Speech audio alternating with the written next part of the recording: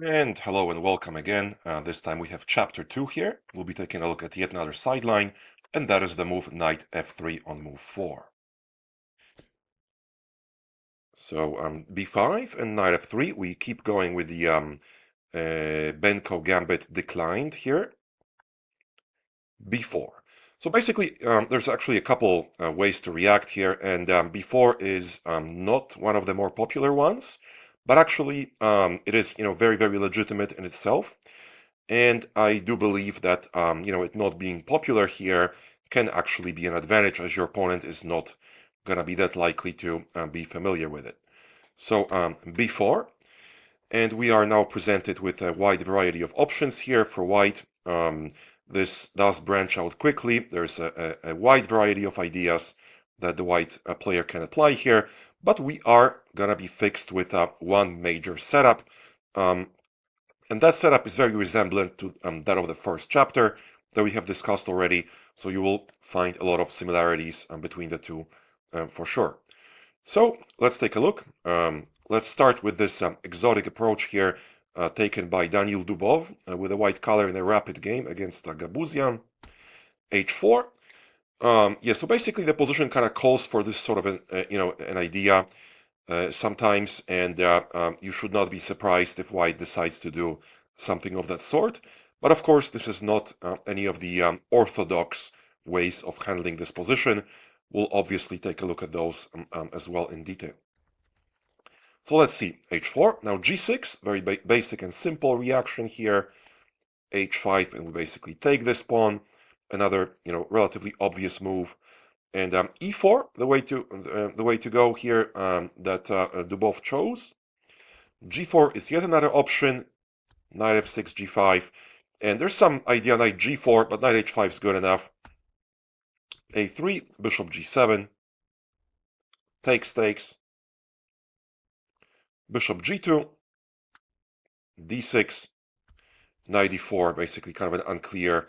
There's some compensation here, of course, for white. There's space, decent center, but black also is doing very fine. He has he's up a pawn. He's got this active bishop. This knight's not that easy to kind of get to, and white has to be careful as well. Black will have some kind of a bishop b7, knight d7, knight c5 ideas. So this position is, again, quite normal. Though G4 has never been seen in practice yet, so we're really on a massive tangent here. E4 was played in the game. D6, the most logical move here. A3, and we develop the bishop G7. Takes. Now Queen A4 would have been a move. Knight D7, and Queen takes B4, but Rook B8 with very good play. So Dubov didn't take this path. He was probably afraid of, wasting some time to get the pawn. And in the meantime, Black would basically catch up on the development and even get some dangerous pressure here down the B file. So that's why he chose a bishop E3. Now Black took on B2. Rook A2, and now bishop G7 would have been advantage. Basically, the key is that the knight needs some kind of a route back onto this good square, because there's some ideas of playing G4, in some cases placing this knight in danger. Also, E5 can be applied with a tempo on the bishop. So bishop G7 would have been more accurate against the rapid game. Okay, C5, castle C6, A5, bishop C4, and knight F6, objectively black better by the computer, but, there's a lot of practical sting here that white has, because obviously there's pawn formation is quite strong. So a position that is not that easy to play perhaps, but objectively black does get the edge. Bishop f6, and now queen a4 would have been the best move. Bishop d7, queen b4, knight a6, kind of a sneaky move. If rook a6, obviously there's rook b8, and big trouble for white down the b file. So queen d2 instead, queen c8, very unclear position.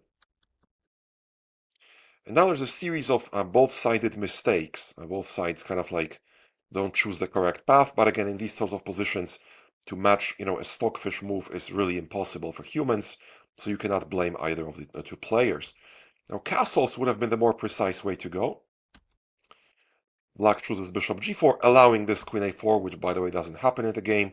Yeah, and again, like this would have been actually advantage for white at this point, because there's no knight a6 with rook b8. Knight's basically away from b1. And that's basically, the key consideration here. So white should have played that. Instead, he chose c5.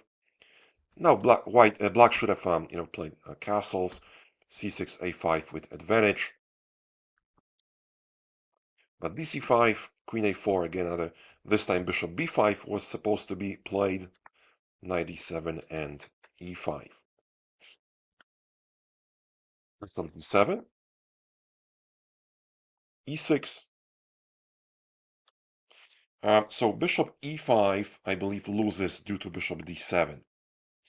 Then only queen can take, and knight e5, bishop d1, and knight d7. I think white just ends up a piece there. So black has to politely go back here. Now e6.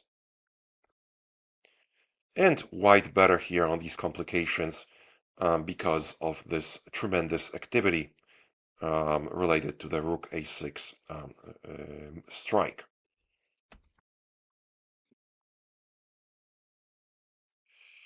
bc5, yeah, so queen a4 played, now bishop d7. Yet another mistake. Castles. Yeah, now the point is that black is just basically able to pacify all the threats, and this idea is too optimistic.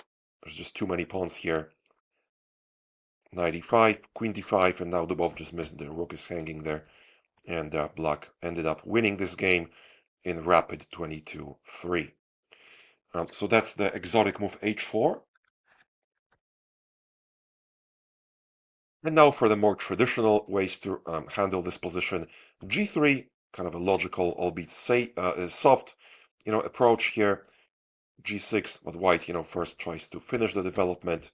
Yeah, so basically, all these logical moves first, and only now is white going to try to open the position. Whether this is the correct way to go or whether white should, play a3 right away is kind of a contentious issue.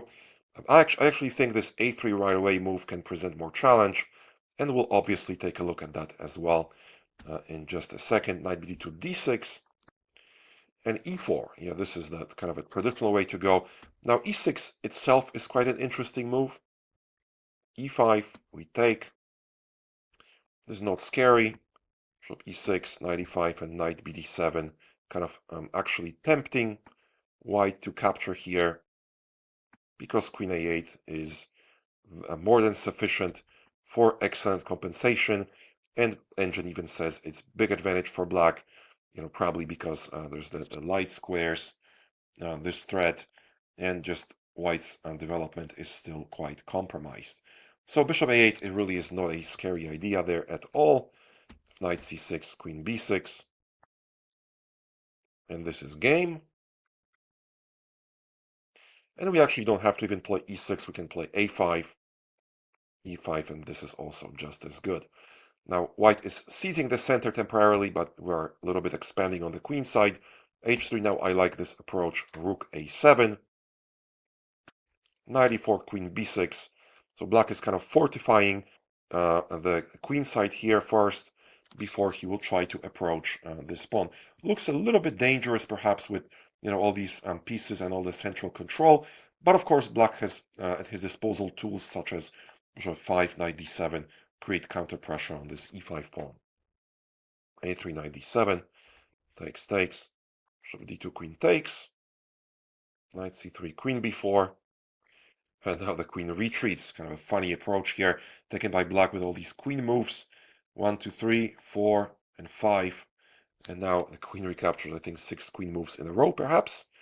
But okay, it's kind of an exception to the general rule that we should not be playing with the same piece in the opening, repeatedly. Yeah, sometimes, there's these cases. We just can't really help it. And this position is basically equal in Arbo, Shah, Vienna 22-3. So yeah, very kind of a resemblance of some of the main lines with e5 idea by white. So here, again, nothing to be afraid of. a5, yeah, very legitimate way to go. Engine says also totally fine, all the way through.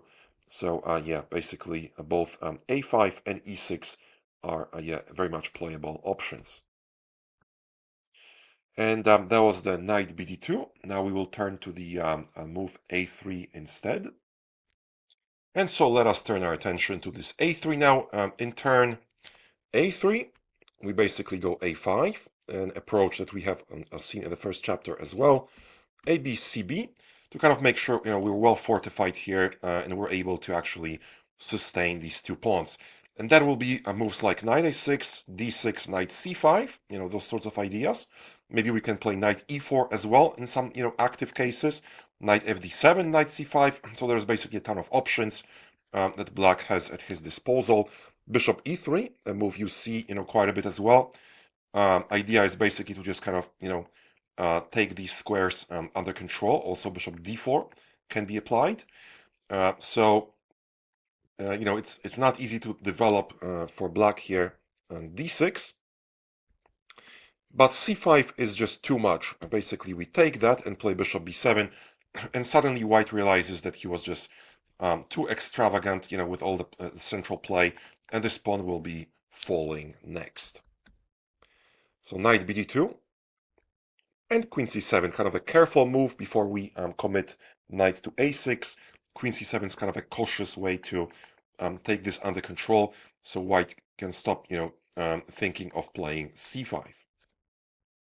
h3, white realizes has to be a little bit slower, stopping ideas like knight g4. And now this knight fd7, knight takes the other route here, and like I said earlier, like if black can kind of like try to keep these square, well controlled, yeah, the position's usually then totally fine with some potentials for the future, with ideas like a4, even a3, and this pawn can easily win the game. So bishop d4, knight c5. Yeah, it's not that clear actually in whose favor these kinds of trades are. Usually, I guess they are okay for white. This bishop really does make a ton of play for black. In the Benko, a little bit like in the Dragon or in the Benoni. This bishop really very often serves as the basis for any aggression. So you can argue white, trading these bishops off is really, doing the right thing. However, there's a ton of exceptions. Actually, this bishop's also quite good here. Peeking at this at the queen side, all these dark squares around here. So yeah, not so clear actually in this particular case. Knight b3, knight bd7, knight fd4. Now the knights go to play here. a4. We're not really afraid of this knight infiltrating into this into the black camp here. We're forcing events first, and we still have the light square bishop to kick the knight out of here. So queen d2, queen b6, we readjust, defending the pawn. And suddenly white realizes he's kind of reduced to making some awkward moves here. It's not exactly what white wants to do. Rook a2, bishop d7, equal position.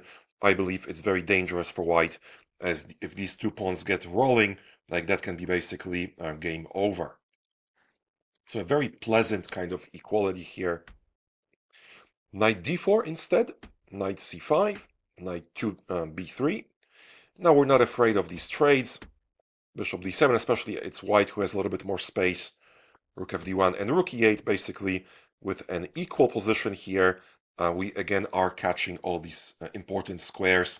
Bishop on d7 is quite good, and this knight is just chilling for now and probably able to go like knight a6, knight c5, h4, bishop f6, h5, knight a6, knight c6, knight c5, takes e4. E4 actually would be a terrible mistake. Otherwise, kind of a balanced position here, but e4 just really kind of lets things slip. Yeah, this basically, like, it's hoping for like queen c6 running into e5, but black has a nice pacifying move, bishop d4, even though there's opposite color bishops here, there's heavy pieces, and things are starting to look quite poorly for white. So h4 not so great.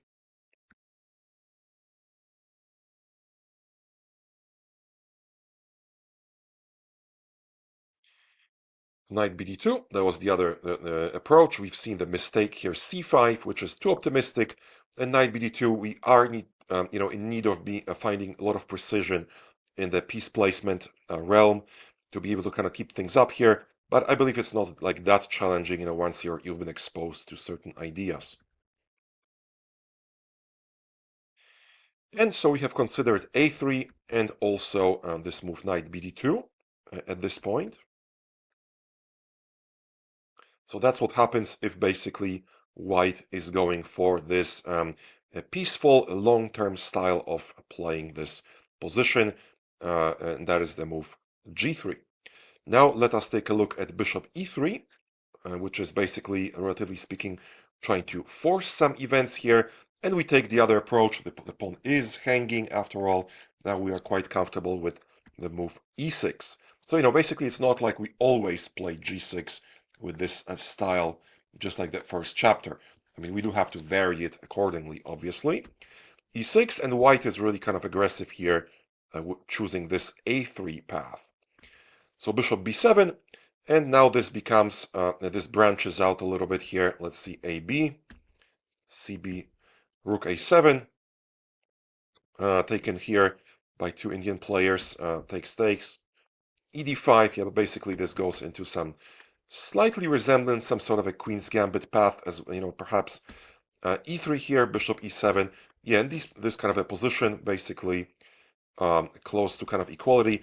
So yeah, kind of a rare approach that white took here, grabbing this a7 pawn and sucking a central pawn. So no need, no surprise that black managed to reach full equality. Here bishop d4 again, bishop e6. Yeah, we see this kind of development pattern sometimes in the Benko, where we place the bishop on e6, e3, bishop e7. Now development, of course. Knight b2 and this queen a8 equal in Singh versus Sekon, Delhi 22-3. So very, very interesting idea. d6, then fe, g3, and now we basically just finished development. Bishop g2 and a5, castles, abcb. Again, the a5 is basically just so that the things kind of are kept together here on the queen side.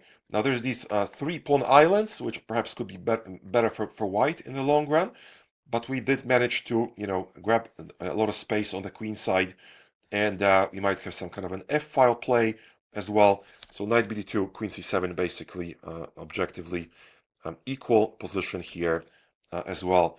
Yeah, so basically this bishop e3 is yet another way to go, but is not like, it's like a super challenging option either. We are forced to take a different path. Yeah, now this e6. Yeah, actually, I think g6 just would blunder the pawn.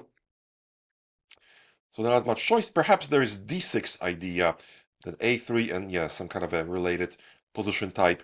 But yeah, I was really kind of attracted to this e6, where black just kind of tries to punish white for, placing this bishop at like a slightly awkward square and ignoring the kingside development for now. So yeah, this I think black can afford to to enter this sort of a position and be totally fine. And now we are left with two of the main moves, and they are the most popular in the database. Knight b2 actually is the number one consideration there, trying to get e4 done, so a little bit of a different approach. And a3, is this usual quick strike as well. So let's just get right to it. a3, now we go with the previous setup. Bishop e3 now is of course different than what we saw just now. Now we already are committed with g6, so we will not play e6. Those moves perhaps don't go together very often, but we have this really cool computer-style move, queen a5, which both kind of has this discovery idea, but mainly just kind of pins this pawn here, as the rook is a little bit awkward. So queen a5. Now knight b2 is the actual move. Knight d2 and a bishop back to d2. Trying to kind of like counter pin things here is not that effective. Simple d6. Now the problem is like this knight cannot really go, so the rook is forever pinned, and white really needs like a long-term approach there to actually start creating threats. So g3, now black has more than enough time to develop. Bishop g2, bishop g7. Castles, castles. Knight e1, bishop a6, knight c2, and now actually black is ready with counter-strike. Bishop c4, ab, and we're not afraid of ab anymore. Bishop c3, bishop b3, bc5, and knight c5 with perfectly equal position. So now let us go back. We just finished here with this knight c5, so this position is basically, again, in the realm of perfectly acceptable. And that was the move bishop d2, which, like I said, was not that scary. Knight b2 actually is the more topical way to go. So basically the point is that white now kind of keeps this tension of ab. The rook's no longer pinned. And yeah, but it's not like it's that of a concern. We can always recapture with a queen, so the pawn's not really hanging. We can basically allow ourselves this move d6 here to kind of keep events under control. And now two approaches taken by white. Queen b3, and now we're still fine with just bishop g7. Again, ab is not really a threat. h3, knight a6, g4, ba3, we can take ourselves now, takes queen b6, bishop g2, castles, castles, knight b4 with equality. And now the other way, knight b3, perhaps the more logical approach, queen b6, and white actually takes. Queen b4. Now if knight fd2, then bishop g7, and things are very, very good. Basically, white just kind of like entangled himself in a very unpleasant spot here, where he just kind of ran out of useful moves. Bishop d2 instead, then queen c4, bishop c3. So white sacks a pawn here for some sort of an initiative, but again, it's not that scary. So basically, bishop g7, knight a5, kind of a Benko counter gambit, so to speak, queen g4. A little bit of an awkward setup, perhaps, but we're fine here. Bishop g2, castles, knight a6, rook e1 was very, very unclear in Schmergel versus Cox in London 22-1. 92, 94, sorry. Yeah, this would have been even better. Queen c2, let's say, a logical move, but now f5, basically the very powerful idea, and black ends up with attack and initiative. So even after knight b3 here is fine. Yeah, bishop d2, basically the better approach. Yeah, and we're okay here grabbing this pawn. White's compensation is not all that painful. So again, we're doing well here after knight b3 as well. Yes, I really like this queen a5, kind of an engine approach, although yeah, there has been a game there that we just saw. Yeah, this move is very, very cool. Just posing some unique kind of challenge here to the white's position. And so that was the move a3, and we are now only left with a very, very main move, and that is knight bd2. g6, so we take our standard approach, e4, this is the point. d6, white develops. Now bishop g7, and two main ways to go here by white. Let's take a look at castles. Knight bd7. Yeah, so whether we should play castle or knight bd7, usually those could be interchangeable. Taking this into control is not like that necessary. It's not like a life-saving knight bd7 because there was e5. It's far from that. Actually, after e5 by white, in the case of castles, like we usually have a lot of approaches, maybe even de, knight e5. Often we have knight d5, or there is e5, knight e8, trying to place the knight strategically on d6, or knight g4. Yeah, there's just a ton of different options that black gets. Knight bd7, a3, a5, and some kind of an innovative rook a2. Why here? Well, the rook is ready to be lifted somewhere, like in the long run, perhaps, as these pieces clear. Maybe white is trying to play some kind of a move like this. Although, it avoids being, threatened here with a discovery attack down this long diagonal. But itself, it's not like that challenging, like b3. Now we're good with this knight b6. If e5, we take. Yeah, something we've mentioned already. Now black allows this. If knight e5, again, now we have knight fd5, basically winning material. So bishop b2, white is giving up a pawn temporarily.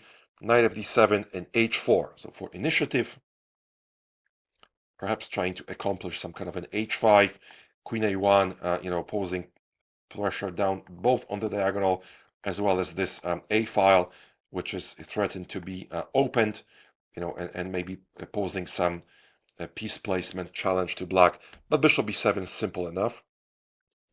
Rook e1, rook e8 prepping e6, knight e4, queen c7, knight fg5. Yeah, and really unclear now. There's one option, h6, and white just going for it with knight f7, sacrifice of a piece, king f7, bishop g4. Yeah, this could be dangerous, perhaps. h5, king g8. White is, putting some sort of an unpleasant pressure, hg6, and bishop c8 with a very unclear position. This definitely requires a lot of your own analysis. I cannot really do justice to each and every position, as I like to say, in a lot of my videos. This is really meant to be a crash course, not a 200-hour, exhaustive Benko treatment. There's just not that much time, during the day that we have to study each and every opening. So yeah, this basically objectively is, quite okay. I don't think there's a major crisis going on.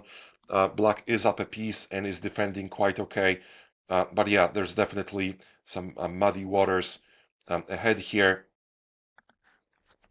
And that is, so there's this move e5.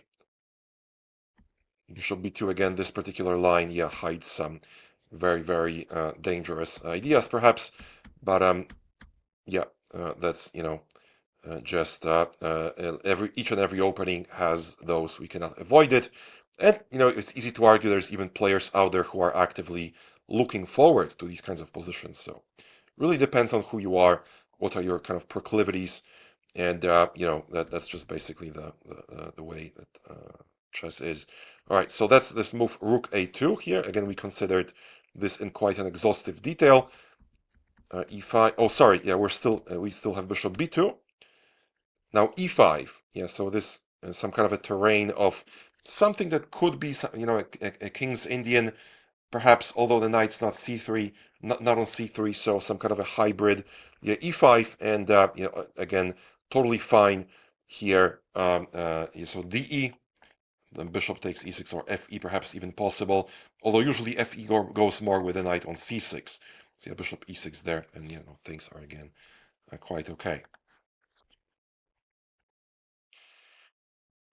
So bishop g7, castles, knight d7, yeah, a3, a5, rook a2, and e5 right away. Yeah, so the timing of this e5 can be quite a crucial consideration. We take on e5, knight e5, castles. Yeah, now knight d5, I think would run into queen a4. And things aren't so rosy there. So castles, knight b3, knight e4, f4, knight d7, knight c6, and we can safely sack. White is still uncastled. We have powerful knight on e4. Yeah, and there's great compensation here after rook e8, bishop d3, a5, a4, rook e7, queen c2, and rook a8, basically with equal position, just exerting a ton of pressure, aggressive ideas like, bishop d4 at some point, perhaps. f5, yeah, and white has struggles with completing development. Yeah, so this position, again, is very, very interesting, very nice to play here. Knight d3, then e6, with great counterplay. And actually, there was a game here which went in a very, very tactical route. ed5, bishop f3, knight d7, cd5, c4. Yeah, very, very nice and tactical. I think it was a draw in the end in this particular game we're taking a look at of Bocharov-Dmitrov Minsk 2013. Yeah, basically you can kind of get a hint that it's a balanced position. Things have simplified a little bit here in the center, pawn-wise, and now there's some trades ahead. But yeah, I mean it is kind of a still very dangerous position. Bishop e4 cd3. Usually, if black manages to kind of solve the cramping problems here of development, things are fine. And this is basically a case in point. b6, rook b8,